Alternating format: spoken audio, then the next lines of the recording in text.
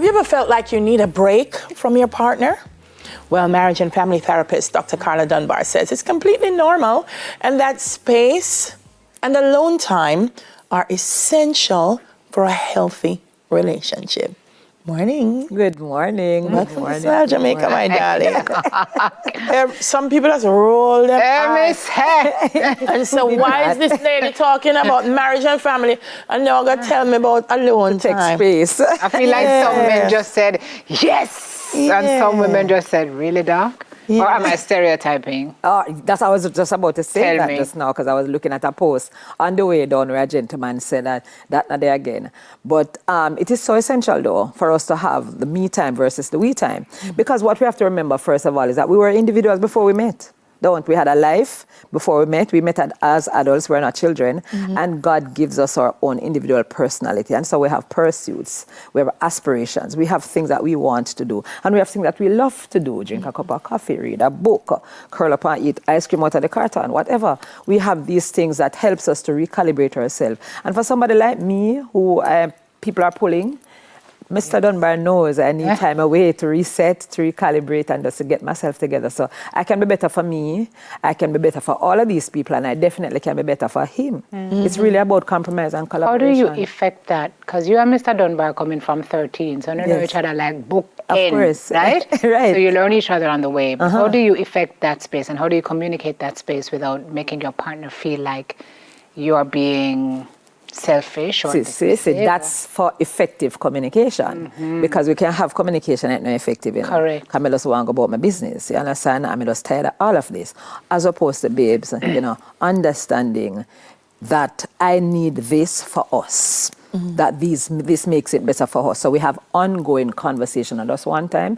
And like you said, we're growing on each other. We get to know each other. We understand the needs of each other. And so it's important that he understands what resets me, what caused me to be happier and more gentle and kind as opposed to being nagging and miserable and all of that. When I'm stretched beyond the capacities, then definitely you're going to get a reaction instead of a response. Gotcha. You understand? And the response is better. It's part of that communication also being clear on what the me time will entail. Exactly. And I'm saying that because, you see some movies and they say, oh, my wife gave me a hall pass. My husband gave me a hall pass. It's time alone, but I get to do anything that I want to do. So is it important that whilst the space is me time, it still respects? Of course. It respects the other person. It respects the relationship. Yeah. You understand? Because once you make a decision to go into a relationship, you're almost also responsible for the other person and their emotions and their feelings. And so you have to take that into consideration. So for instance, this weekend I have what I call a Deborah's courtyard. So I have to take myself away a little bit. I generally take myself away so that I can be prepared mentally, spiritually, and also physically to come to give out to the people. You can't pour from an empty cup, and that's what we all need to know, right? So Saturday, I heard a gentleman on the weekend at the gym saying, when I go and play football for 2 hours and I come back, I can sit and listen to my wife. He has the capacity now to sit and listen to his wife. In nerves, not so. Meanwhile, if he never took that time, so that time was football. So our time might be a movie, or maybe go drink a cup of coffee or whatever it is. You communicate what you're going to do in the me time because you're not your own anymore, really. You better frame of mind. This is so the truth is, you're right, constantly being together can drain you. It can. Cause resentment and erode the spark in your bond. Look here, People think about it the other way. Simone, during COVID, 2020. So many people broke up. Exactly, because they were not accustomed to spending so much time in each other's face.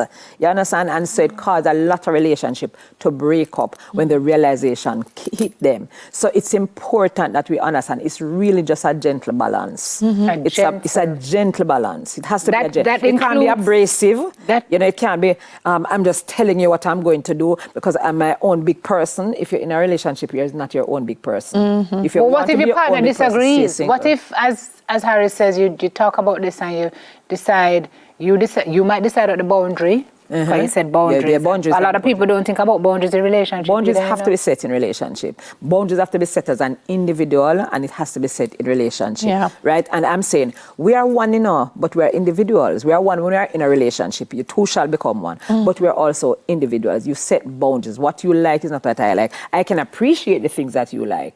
You understand? And we can do things that we appreciate together. And then you can have your night, and you can have my evening. And we do the things that we both like at that time. You understand? But it's important that we understand that really gentle balance of making the communication effective. A person can disagree, but I think if you're informed, you'll not be so quick to disagree. But it's when persons are not informed, especially like men like to say, you know, me the last for know. That's what I hear a lot in the relation. Me the last person for know everything will go, because our girlfriend them know everything. And sometimes we're the last to know because you just do your own thing. You understand? Right. But when we can have effective communication in the relationship, and I can share with you, and you take the time to understand the things that I need, and that even though I need you, I'm not saying that taking a little time don't mean that I need you. It also means that I need me. What I like about what you're saying, Doc, is it also doesn't force us to have to party. Like sometimes you're the man them say, I can't manage the shopping. You pass them sit down in the car because, you know, we have this thing where we have to do everything together. No. And then you see some of the women them sit down at the football match and see them, yeah? And you say, him say me have to come back, me not like. No. It's important. It's a recreation together.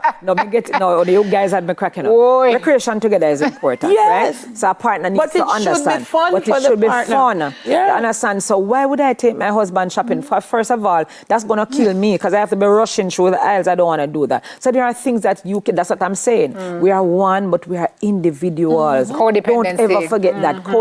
Don't create this clingy codependency where you feel like you can't do anything without the other. And make your partner feel guilty for wanting to always be there when they don't want to be there. I want to lie down at home on a Saturday morning. When you go to the hairdresser, what am I doing at the hairdresser? Yeah. You understand what I mean? So it's a healthy balance that we have to create in the we. And it is us who does that. It's not just me decide. Or if I decide, I can communicate with you respectfully. You understand? It's all about, as I said, it's compromise, it's collaboration, it's communication, and then you can have connection. Yes. Nice.